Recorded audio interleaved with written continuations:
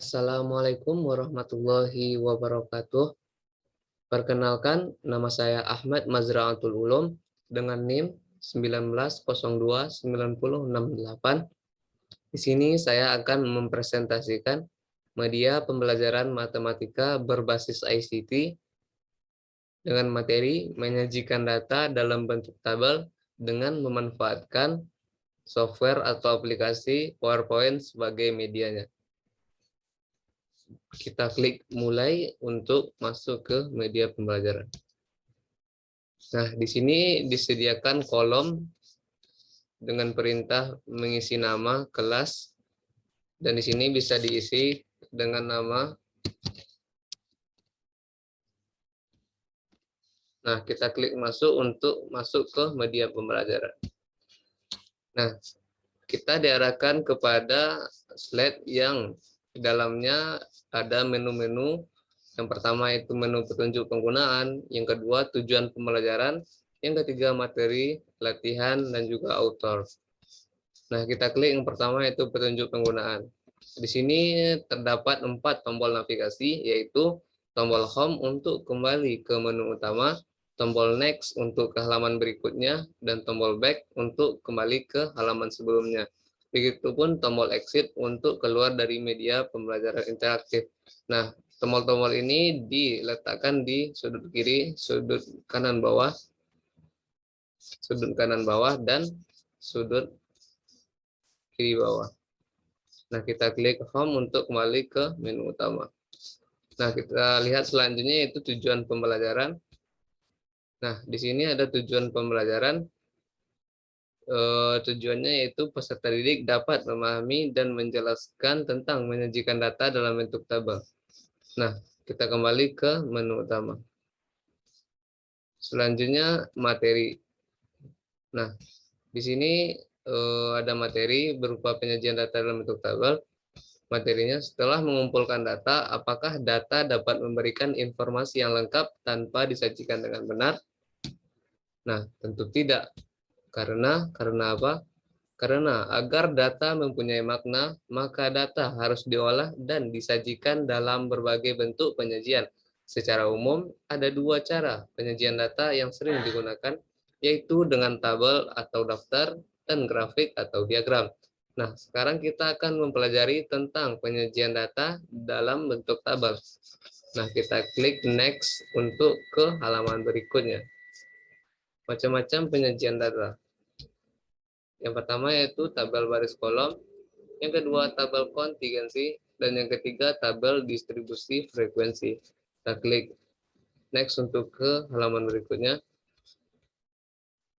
Tabel baris kolom yang pertama, tabel ini digunakan untuk data yang terdiri dari beberapa baris dan 1 kolom.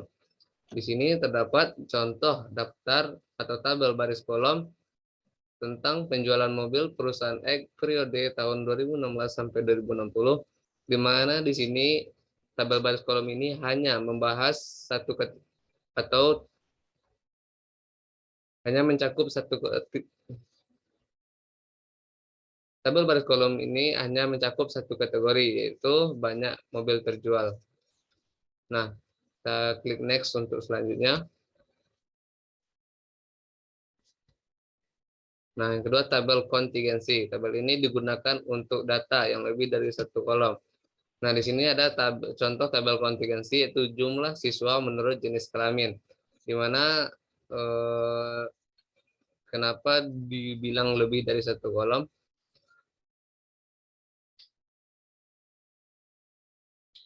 Nah, yang kedua itu tabel kontingensi. Tabel ini digunakan untuk data yang lebih dari 1 kolom.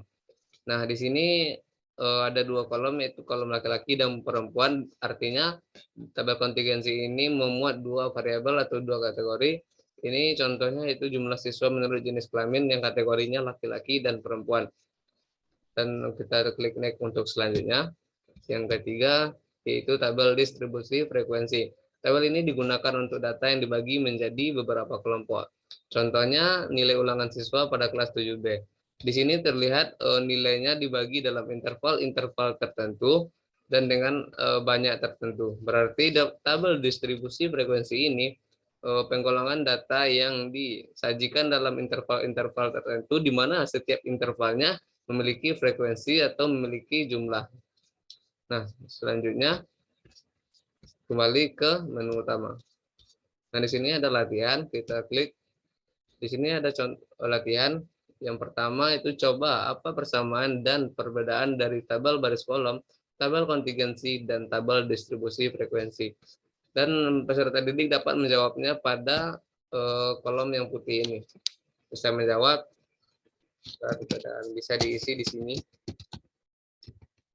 Nah, kita lanjut ke soal berikutnya, yaitu jika diketahui data nilai ulangan harian dari 20 siswa adalah sebagai berikut, yaitu 57, 87, 85, 75, 60, 95, 85, 78, 96, 73, 65, 80, 90, 84, 87, 78, 90, 95, 65, dan 63.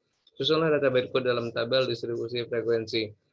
Nah, di sini juga bisa diisi di kolom berwarna putih. Nah, kita kembali ke menu utama. Nah, selanjutnya ada author dengan nama Ahmad Mazharatul Ulum, NIM 1000. Selanjutnya adalah author dengan nama Ahmad Mazharatul Ulum, NIM 19/19/9068, jurusan matematika. Kita klik kembali, kita